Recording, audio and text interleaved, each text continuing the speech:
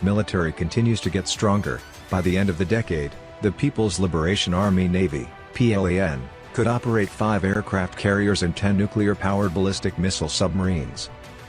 More importantly, Beijing is currently retaining the necessary resources to continue its naval modernization efforts. That could include aircraft carriers, cruisers, destroyers, bluewater logistics ships, and strategic bombers, as well as strategic transport and refueling aircraft. PLAN has launched 2 domestically made aircraft carriers, in addition to the refurbished flat tops it procured from Ukraine, and is now reportedly building a 4th carrier. Given China's shipbuilding capabilities, it is highly likely that a 5th flat top could also be built by the end of the decade, especially if the plan continues to focus on conventional aircraft carriers. Those are the findings of a new report from the Center for Strategic and Budgetary Assessments, titled China's Choice, a new tool for assessing PLA modernization. According to the Nonpartisan Policy Research Institute, China and the United States are entering a period of intensifying military rivalry, and warns that the People's Liberation Army (PLA) modernization goals now appear unattainable, at least over the next decade. The PLA can continue to build platforms for large power generation projects for global operations. However, Beijing will not be able to continue such expansion indefinitely, and the report further notes that PLAN will face an increasing burden from operating and maintenance (OMP) costs over the next decade due to rapid procurement, especially large surface combatants including aircraft carriers.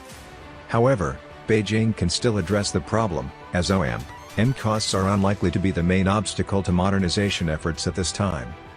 The conventional option is more likely because China's naval nuclear reactor technology does not appear to be advanced enough to support aircraft carriers, and instead, Beijing may focus on refining the technology through its submarine fleet, then adapting it for an aircraft carrier that can be built in China. The next decade.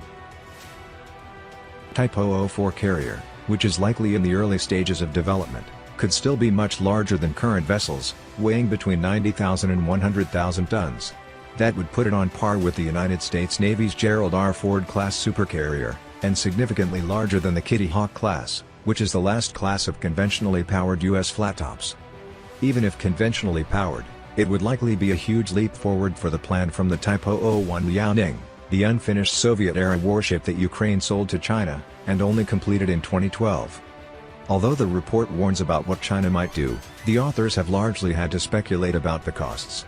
Jack Bianchi, one of the report's lead authors, said the CSBA is not trying to predict China's actual defense budget because Beijing no longer expends equipment, training and maintenance, and personnel costs in the figures it releases. Instead, the CSBA has leveraged a percentage of U.S. spending on research and development, procurement, maintenance, and disposal of certain weapon systems and applied them to China, Uzni News reported.